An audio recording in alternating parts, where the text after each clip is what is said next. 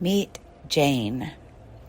Jane is a fictitiously named character that represents a real character that is here to share her story in the hope that it helps illuminate something for you. So Jane works very hard and has worked very hard all her life to make sure that things are taken care of. The trouble is, Jane doesn't feel taken care of. And she really, really, really wants to feel taken care of too. Not just to be the one who takes care of things. Jane uses money and other tasks and busy work to help her feel taken care of. Because when she takes care of these things, when she is, quote, smart and saves and scrimps and worries and cares about things in a very worrisome kind of way, then she feels she can relax because it helps her to feel like she has taken care of things, which in turn helps her feel a bit of that taken care of-ness, that taken care of-ness feeling that she is deeply craving. When she is, quote, on top of things, like money and work and tending to details or housework or whatever it is, she gets to experience that taken care of feeling. But Jane harbors a secret resentment, a boiling, seething rage beneath the surface towards people who are, quote, taken care of. People who receive easily and are taken care of and are more effortlessly and fully supported, who don't have to do everything themselves. When Jane sees people like that on TV shows, on movies, on social media, or in real life, she feels disgust towards them. She rolls her eyes and makes a jabbing comment under her breath, trying to laugh it off, but secretly feeling a near hatred for these spoiled brats who just get handed everything and lavishly taken care of in that way. This is a result of Jane's deep grief over her own disowned desire to be taken care of. She both wants to feel taken care of and deeply resents and judges it. So she cannot possibly allow this part of her to exist and to get what it wants and needs, because she deeply judges it. And this part of her does indeed exist in her already. The part that is taken care of, a spoiled brat part, if you will. It already exists, but she has suppressed it to such a degree that she has an overwhelming full-body refusal to allow it to take up any space in her life whatsoever. And because of that, she believes she must continue to do everything herself and to earn and prove her way into the proximity of feeling that things are taken care of, but never really getting to feel that she is. Now, to the average logical and practical thinker, the response to this is that Jane has to. She has to do that. She has no choice. It's just how it's always been for her. How it will always be for her. But to those of you who are here, who know that your beliefs and your perceptions about yourself and the world create your life experience, that you create from the inside out, then you can easily see that for Jane to experience being taken care of, she needs to make a new decision and choice. And that choice is, I am taken care of. That's the choice. It's a statement. It's a decision. I am taken care of. Her focus has always been on the choice, I take care of things. And I have to do it all myself and things like that. And when she shifts that focus, it's going to be a challenge. It's going to be hard at first because that old story and pattern has a lot of momentum behind it. But if she persists and she adopts a dogged determination to focus on and thus expand every single tiny experience of evidence that she is taken care of too, that experience will begin to grow and add more and more and more evidence unto itself until one day that is Jane's whole new reality. But what stops Jane from doing that is her judgment and denial of that part of herself that wants that is that part that was called and is called a spoiled brat in the recesses of her mind. The part that was called that in the past and the part that calls other people that now, and that part of herself. The part that she judges as lazy and worthless and unworthy of love and support or allowing. The part that needs to just buck up and take care of itself. The part who gets what it wants. Which in this case is to be and to feel taken care of. As long as she judges the part of herself that gets to feel taken care of this way and denies that she is and has that part of her, just as much as she has the opposite part, and is unwilling to love and allow that part of her too, she will continue to feel this mix of pride over who she is and what she does to take care of things, and seething resentment towards those who don't have to. But because Jane has reached a point in her life where she's just exhausted by this old identity and simply cannot do it anymore, there is finally an opening. An opening where she's willing to release this pattern and enter a new era of her life and being. This is good news. It means Jane is ready. So I asked Jane to go to her journal and let the spoiled brat speak. Let the one who wants and expects to be taken care of speak and say what she wants and expects and needs without judgment, without condemnation, and without suppression. With unconditional love and allowing for this part of herself to exist. Because all parts of ourselves exist. I reminded Jane that the reason that she was not willing to do that before was because she believed that she would have to place those expectations on other people, which just doesn't seem right. Demanding them like some over-the-top character from a moralistic movie. And we all know who I'm talking about.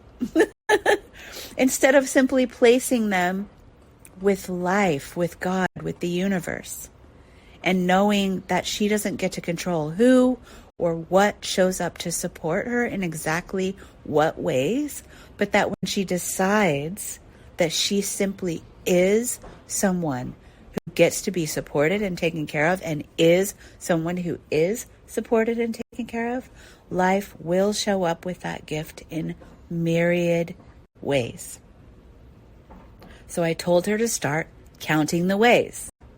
I told her to count every single way, no matter how small at first, until this new belief gained some momentum.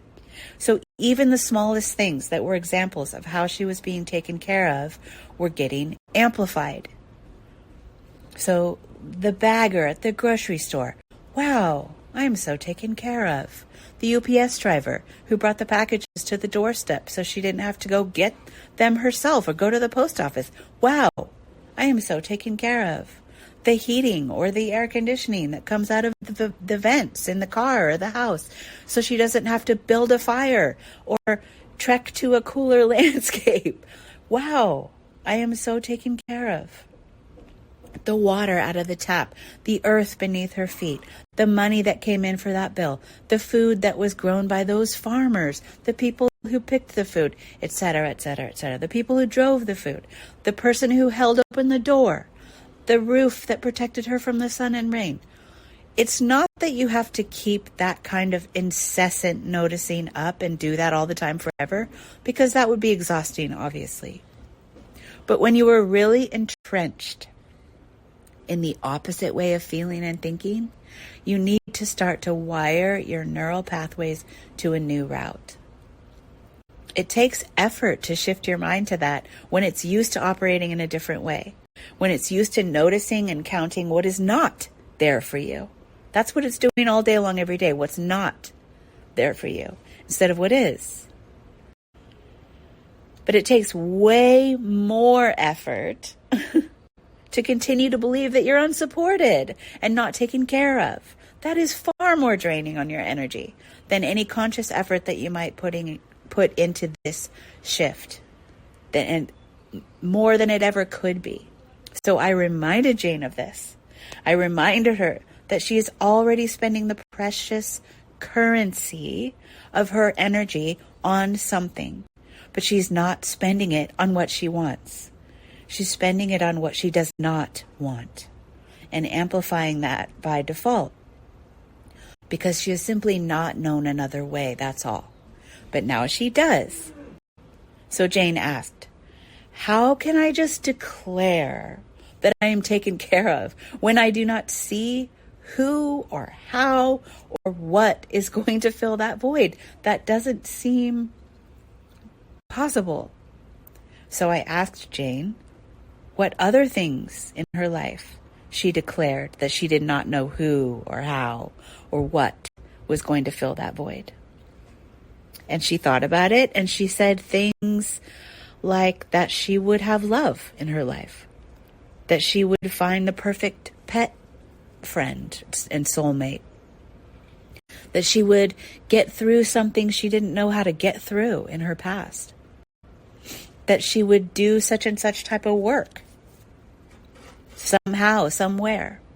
And so she began to see what I meant, that there are things that she has declared in the past and just knows will happen somehow, some way, and she just declares them. She just decides them without really knowing who or how or when or where they're going to show up. And that she can decide this too in that same exact way. All she needs to do is make that the intention and notice and celebrate every time something happens that feels like it's in the direction of that intention. So I reminded Jane to let individual people off the hook for filling this void, because that is a recipe for frustration and disappointment, and to transfer it just to life, to the divine, to God, to the universe to sort out, because it will find the most clever and unbelievable ways to show up for you when you release attachment to the specific ways that it needs to. But also because that will help her to feel more relaxed. Because remember, Jane's MO, modus operandi, is to use her own worry and hard work and control to relax. It seems so strange, but we use our own worry and hard work and control to relax, rather than simply allowing ourselves to do so, rather than being simply allowed to do so, to relax. She used that to tap into that feeling. So she must learn to use her simple choice to do so instead. This is a major change. And I reminded Jane of her dogged determination and persistence and how that will actually come in very handy over here in this new realm. But we're going to put that dogged determination and persistence into her decision and her choice to embody that decision instead. Jane laughed that this seemed like total madness, that other people might think she was completely off her nut for all of this, that she could just decide this and just trust that. But she also understood and remembered that, oh yeah, that kind of is how it's always worked for me in some way, in this way that I can't really explain. I agreed. Yes. We agreed that it would be fine if people thought she was off her nut, if it meant that she got to finally, truly, and deeply feel taken care of. By God, by life, by love, by the million things that God, life, and love shows up as when you decide and commit to your direction. Since Jane has reported back that she is finding all kinds of ways she is supported that she never really fully saw before. Ways that she is taken care of that she had not fully noted. And new ways keep sprouting up all the time, the more and more that she notices. She has also reported that sometimes she finds herself in a storm of the old way of thinking and then catches herself in it later. And I told her that the catching of it is also a new way that she's taken care of. It means that a pathway in her thinking that was never there before is now there and working for her all the time. It is learning and it is acclimating to a new way of being, just like she is. And this is something to be really proud of and to celebrate and to count amongst those other blessings. That really helped Jane have more compassion for herself when she goes there into those dark places, and more patience as well, and more openness to be reminded and to be reminded more easily in the future, because it will happen again, because life is just full of challenges, and that's okay. But it's how we meet those challenges repeatedly that forges new pathways and forges new realities. So it's okay to fall off the bike. It's okay to thrash around in the mud and cry when you need to and all of this. But when your desire to get up and try again is stronger than the one to just stay thrashing around in the mud, then you will keep finding new ways to meet yourself in those moments that are more supportive to where you want to go and who you want to be than to who you've been before. So you don't just keep recreating the same reality, but you start treading a new path. And before you know it, that path becomes your new normal. And as always, if you would like some support with that or to explore more of my work, you can do so at sunnychapman.com/work-with-me. See you next week.